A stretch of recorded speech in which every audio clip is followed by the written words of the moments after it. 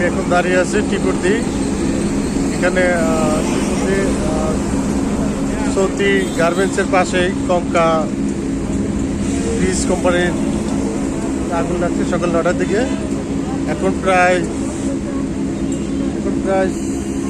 একটা মতো বাজতেছে। এখন আগুন নিয়ন্ত্রণে আসতে পারে না। এখানে প্রতিষ্ঠানটা অনেকটা বড়, আর শুধু একটা সাইড দিয়েই আর কি এরা কোনোভাবে পানি দিতে পারতেছে, বাট অতটা না। এ পর্যন্ত যে 9টার সময় আগুন লাগছে বোঝা যায় যে পুরোটাই পুড়ে শেষ। তারপরে ধোঁয়ার কুণ্ডলি আরও ধীরে ধীরে বাড়তেছে। জানি না কোম্পানি কত কয়েক হাজার কোটি টাকা নষ্ট হয়ে যাচ্ছে।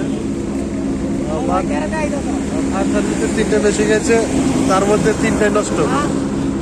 এই 3টার মধ্যে কে বলছে ব্যাটারি নেই, কে বলছে ব্যাটারি আনতে হবে, কে বলছে গাড়ির থেকে খুলে আনতে হইব, কে বলতেছে এটা কি সম্ভব। কেমন একটা দায়িত্ব তারা গ্রহণ করতেছে যে একটা এত বড় প্রতিষ্ঠান পুড়ে যাচ্ছে, অথচ কোম্পানি একটা ব্যাটারি সংগ্রহ করতে পারে না ফায়ার সার্ভিসে। কতটা দুর্বলতা বাংলাদেশের পরিস্থিতিটা। ধন্যবাদ।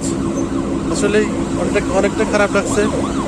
এখানে শুধু কোম্পানি করতেছে না, অনেকে এখানে যারা এমপ্লয়ি তাদের অনেকটা ক্ষতিগ্রস্ত হবে। হয়তো অনেকে চাকরি যাবে, অনেকে চাকরি থাকবে না, অনেকের স্যালারিটাও যা পাইতো এ মাসে সেটা বন্ধ হয়ে যাবে। ধন্যবাদ। বিশাল আকারে এখন তো প্রায় একটা আজাদ দিচ্ছে, অনেক আগে 1টা বাজে 9টা থেকে প্রায় 4 ঘন্টা 4.5 ঘন্টা ধরে আগুন চলতেছে। ধন্যবাদ।